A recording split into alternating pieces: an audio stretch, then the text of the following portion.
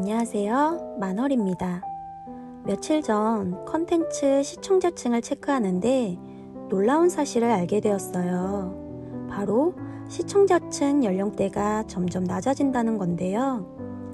요즘은 남녀노소 막론하고 절약이나 저축에 관심을 갖는 분들이 많아지고 있는 추세라 그런가 보다 웃어 넘기려다 주 컨텐츠가 현금 생활에 대한 영상인데 자칫하다가 무작정 자린고비처럼 아껴야 돼.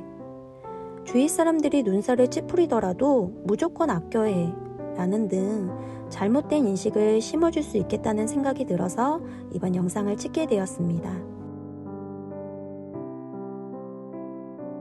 20대, 30대 사회초년생 분들이라면 무조건 돈을 안 쓰고 절약해서 저축하는 게 아니라 본인의 능력을 업그레이드 시켜줄 수 있는 자기개발부터 하셔야 된다고 생각해요. 막연히 부자가 되고 싶어가 아니라 내가 부자가 되기 위한 능력부터 익히셔야 합니다. 절약과 저축도 중요하지만 그 전에 먼저 알아야 할 게 바로 경제 공부예요. 우리가 가까운 곳에 여행을 가더라도 그곳의 맛집과 유명한 관광지를 검색해 보듯이 내가 부자가 되고 싶다면 혹은 미래의 경제적 자유를 얻고 싶다면 돈 밝히는 건 나쁜 거야 라고 치부할 게 아니라 돈에 대한 공부를 먼저 하셔야 합니다. 그 돈이라는 게 나에게 어떻게 경제적 자유를 줄 것인지부터 배우셔야 돈을 버는 방법, 돈을 지키는 방법 또한 터득하실 수 있어요. 다시 말해 무조건 아끼는 것이 아닌 배분을 잘 하셔야 한다는 거예요. 내 수입에 자기개발 비율을 얼마를 둘 것인지, 아직 부모님께 경제적 독립을 하지 않으신 20대, 30대 분들 같은 경우는 당연히 저축액보다 자기개발 비율이 더 커야 하고 어느 정도 부모님께 경제적 독립을 하고 일자리도 얻고 결혼도 한 40대 분들이라면 자기개발보다 저축액을 더 늘려야 하듯이 내 나이대와 라이프에 맞게 분배를 잘 하셔야 합니다. 경험은 돈으로 살 수 없다는 말이 있습니다. 그것이 더 큰 돈을 벌게 해주는 내 자산이 될 거라고 생각해요. 경제에 관심이 없는 분들이라도 복리의 힘 다들 알고 계시죠?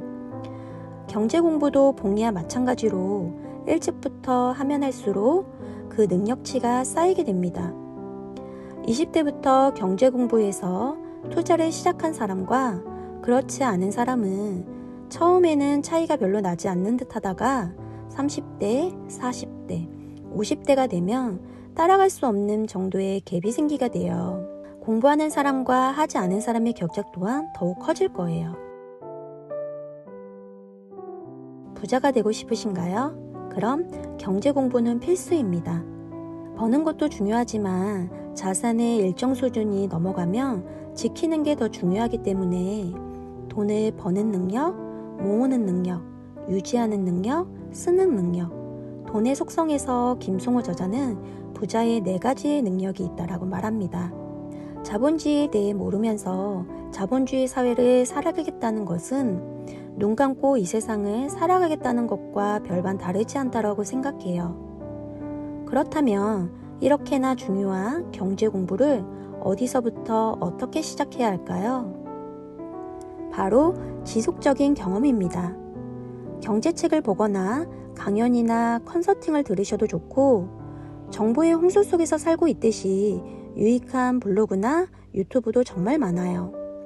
이렇듯 각종 미디어를 적극 활용해 보시는 거예요.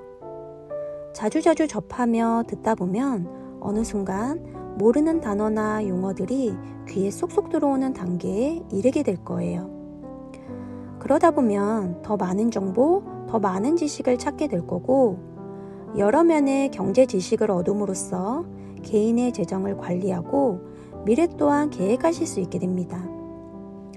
예산을 세워 지출을 관리하고 저축과 투자에 대한 여러 가지 대안들을 만들어 놓은 후 명확한 결정을 내릴 수 있는 단계가 됐을 때 그때 현금 생활을 도구로 활용한다면 더할 나위 없이 좋은 챌린지가 될 거라 믿어 쉽지 않습니다. 이런 본인만의 생각이 생겼다면 더 나은 삶을 살기 위해 나에 맞게 적용하고 적극 활용하면 돼요. 나무를 심으려면 숲을 가야 하는데 현금 생활이라고 하면 너무 절약이라는 포커스에만 집중되어 있다는 게 안타까울 때가 있습니다. 현금 생활은 절약도 중요하지만 무엇보다 예산을 세워 저축하는 데 중점을 두고 있어요. 그런데 어떤 분들은 그렇게까지 아껴야 해? 저렇게는 못 살겠다 하시는데 그건 잘못된 생각이에요. 현금 결제가 불편하고 절제와 통제가 잘 되시는 분이시라면 신용카드나 체크카드를 사용하시면 되고, 바인더가 왜 그렇게 많이 필요해? 라고 하시면 한 바인더로 하셔도 무관해요. 제일 중요한 건 현금으로만 생활하는 것이나 바인더의 개수가 아닌 꼭 필요할 때는 쓰되 불필요한 소비를 줄이자임이고, 무조건 선저축과 조금이라도 후저축을 함으로써 매일매일 저축하는 습관을 생활화하자는 겁니다. 그리고 덤으로 소소한 재미까지 있다면 오래 지속할 수 있으니 금상첨화인 거죠. 자녀가 잘 살기를 바라는 마음은 동서고금을 막론하고 어느 부모든 바라는 바일 거예요. 어느 부모나 내 아이가 경제적인 이유로 꿈을 포기하는 일이 없었으면 하잖아요. 그래서 생각해 보았습니다. 내 아이에게 돈을 남겨줄 것인가? 아니면 돈을 버는 방법과 지키는 방법을 알려줄 것인가? 아무리 돈이 많아도 그것을 지키지 못한다면 다 무용지물이듯이 자본주의 사회에서 자녀에게 경제를 가르치는 것은 필수라고 생각해요. 그래서 저는 가정에서 부모가 가르쳐야 하는 여러 교육 중 인성교육 다음으로 중요하다고 생각하는 것이 바로 경제교육이라고 생각합니다. 처음 아이와 경제 공부를 할 때 본 프로그램이 하나 있는데요. 이제 경제 공부를 시작하는 분들이나 사회 초년생분들이 보시면 정말 좋을 만한 영상입니다.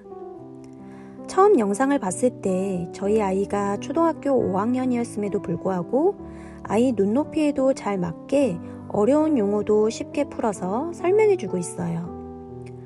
워낙 유명한 프로그램이라 이미 보신 분들도 계시고 한 번쯤 들어보신 분들도 계실 텐데 바로 EBS가 기획한 다큐프라임 자본주의입니다.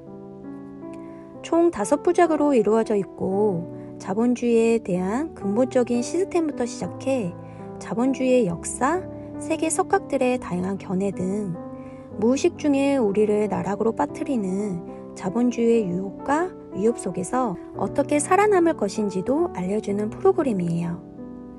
2012년도에 편성된 영상이 현재까지도 꾸준하게 관심과 사랑을 받는 거 보면 경제 공부를 하려 하는 분들에게 가장 기초가 될 만한 정말 좋은 영상이 아닌가 싶습니다.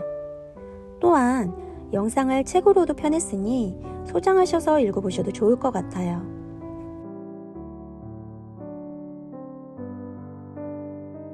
조금이나마 도움이 되셨길 바라며 다음에 더 유익한 정보로 찾아오겠습니다.